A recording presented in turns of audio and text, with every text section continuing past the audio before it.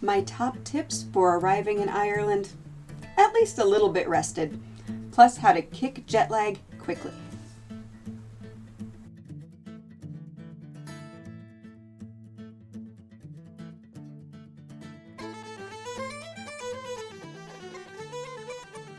Hi, thanks so much for joining me here on the Traveling in Ireland podcast.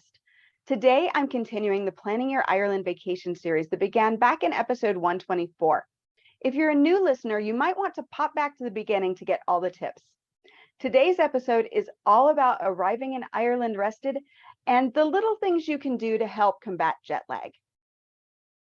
Let's talk about your flight as we start. Now, depending on where you board your flight to Ireland, at least from the US, you're going to have 5 to 11 hours of flight time. And that's not all that restful because within about an hour of takeoff, there's going to be a beverage service. And then about 60 to 90 minutes after that, you'll have a meal service. And then after that, they'll come through with coffee or tea. And by this time, your flight might be nearly half over. And the lights are finally dimmed to let you rest. And then about 90 minutes before landing, the lights all come back on and a light breakfast is served. So simple math will tell you that between all the meals and the service, you have between 2 and 5 hours to try to rest before you land in Ireland.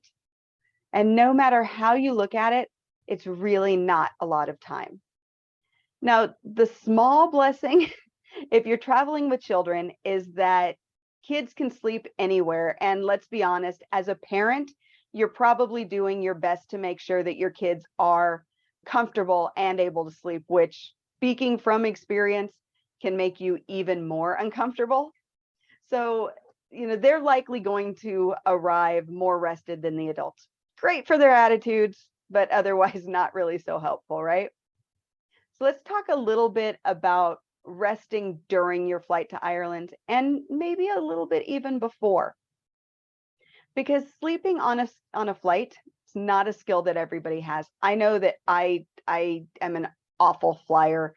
I don't really rest on a flight. I might be lucky to get, 45 minutes of rest on a flight. So I have a few tips to help you arrive in Ireland at least somewhat rested. Now, the first tip is even before you leave. You want to do your best to get 8 and maybe even more hours of sleep at least 3 nights before you leave. Now, technically, you can't save up that excess sleep, but it's certainly more helpful to have enough sleep before you leave than to begin, even days before your trip, kind of running low on energy, running on empty. The second thing you want to do is decaffeinate. Put down the sodas, put down the coffee, pick up the water. You need to stay well hydrated on your flight to help you fight jet lag, but also by removing those stimulants from your body, it'll make it a little bit easier for you to sleep when you do have the chance. The third thing you can do is set your watch or your phone to the local time in Ireland. This kind of helps your mind to know what time you're acclimating to, even if your body argues. So if you land in Ireland and you look at your phone and your phone says that it's 8:10 a.m., that's a lot better for your mind to process than for your mind to process that it's 2:10 a.m. and you should be asleep. Another thing you should do is eat light. Try to avoid fats because those can keep you awake, and carbs, you might want to carb up a little bit because pasta, bread, they're heavier and they might actually help you sleep. Now, that said, I recommend skipping the in-flight dinner. I usually get on the plane and try to zone out as quickly as possible. If I'm lucky enough to be in business class, the minute they tell me that we're above 10,000 feet, I lay my seat out and I put on my eye mask and I do my best to ignore everything around me. Even back in coach, once we're up above that, I tip my seat and I put on my eye mask, put in my earplugs, and I do my best to to go to sleep or relax or something. I skipped that in-flight dinner. Now, next you want to hydrate. I did mention to decaffeinate. This goes right along with it.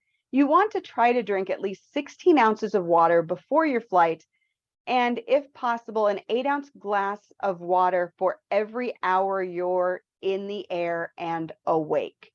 So you should have, let's say that you have 4 hours that you're awake during your flight. You should be drinking 48 ounces of water during that time. Just jumping in here as I'm editing because I can't do quick math. 4 times 8 is 32. So 32 ounces of water if you're awake for 4 hours during your flight. Now back to the originally scheduled podcast. As far as clothing goes, you want to wear shoes that can slip off easily. Make sure you're wearing socks, bring slippers, something. But if you can slip those shoes off, it really helps your feet to relax. And if your feet relax, the rest of your body can relax a little easier. But also wear comfortable clothing. Tight clothing, just trying to relax in tight clothing, it's just hard to do. So be as comfortable as possible. The next thing you want to think about is the tools that you'll need to help you relax. Earplugs or earphones and a sleep mask is going to help you to shut out the noise and the lights around you. Now, personally, I've not found a travel pillow that I think really works. The turtle neck support, that's spelled TRTL, it's really the best thing that I've found for sleeping on a flight because it keeps your neck from doing that fall over and hurt thing, or keeps you from getting a stiff neck if you sleep with your neck kind of tilted forward for too long. And finally, even if you can't sleep, do your best to relax. That quick 45-minute nap is better than nothing. And even if you don't sleep, just kind of, zoning it all out and relaxing, resting a little bit is going to do more good for you than setting up all night and watching a movie. Now, if you were lucky enough to fall asleep on a flight, I have a few tips for waking up before you land. Like I said, the flight attendants are going to turn the lights on and start moving around. You'll notice, even if you have on your eye mask and your earplugs, you're going to notice people around you kind of moving around, getting a little restless. So as the flight attendants prepare to serve breakfast, if you can, get up, move around a little bit, stretch, go to the bathroom, and then eat that little bit of breakfast, drink some water. If you're a tea or coffee drinker and you want to, I know that there are a lot of reports that say don't drink tea and coffee on airlines, but if you want to, drink the tea and coffee. Do the things that are going to make your body feel like you're waking up. And then finally, don't rush to get off the plane. Everybody else is rushing to get off the plane. Just relax, wait your turn, take your time, let your body kind of adjust to being back on land. You've got your sky legs. Let everybody else rush to immigration and baggage, and then let them wait for the plane to be unloaded and let them do all the waiting. Don't rush. Just take your time, relax, get used to that relaxed pace of Ireland, right? Now, once you've arrived in Ireland, you need to adjust your body clock to Ireland time. And jet lag can make that a little difficult. So a few tips to help with that are get active. The last thing that you want to do is sit down and be still for an extended period of time. The best way to adjust your body's inner clock is to get moving. You also want to eat a good meal. Your body's fuel is food and sleep. And it just kind of makes sense that when you can't sleep, you need to eat a little bit more. If you are getting a car immediately on landing in Ireland, don't drive more than an hour and a half. Driving drowsy is dangerous. You're not only driving drowsy, but you're driving drowsy in a country that you maybe haven't visited before, on what could be the wrong side of the road and the wrong side of the car.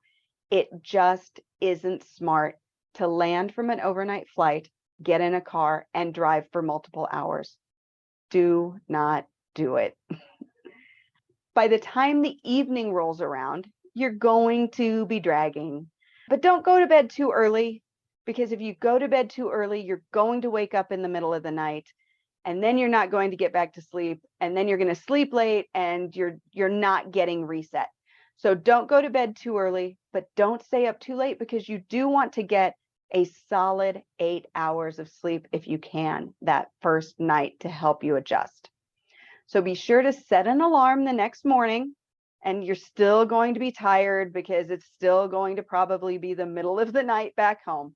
But the sooner you get adjusted to Ireland time, the quicker the jet lag will fade and the more fun you're going to have on your vacation. Waking up on your first wake up in Ireland, don't forget to fuel yourself for the day ahead. Don't skimp on breakfast, because you're still tired. Your body still probably hasn't recovered from the flight and the time difference. So don't skimp on breakfast. Make sure you fuel your body. One final note for my listeners who are in the US.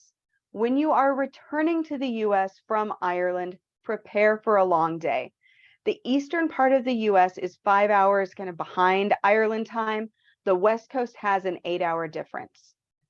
So, and especially if you have a connecting flight in between, it's just going to make your day seem even longer. We had one instance where we flew from Dublin to Atlanta, and we left Dublin at 9 a.m. We landed in Atlanta at 1 p.m. So we kind of crunched time a little bit, if you will. And then we had a 4-hour layover until our flight to Chicago.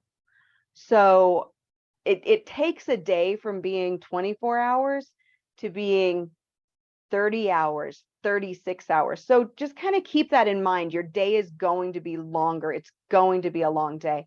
If you can, plan for a day after returning from your vacation to reacclimate to your local time before you return to work, school, or other activities.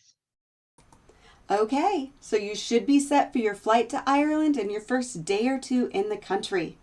I hope you enjoyed this podcast. If you did, would you leave a 5-star review at Apple Podcasts, Amazon Music, Spotify, or wherever you listen to podcasts?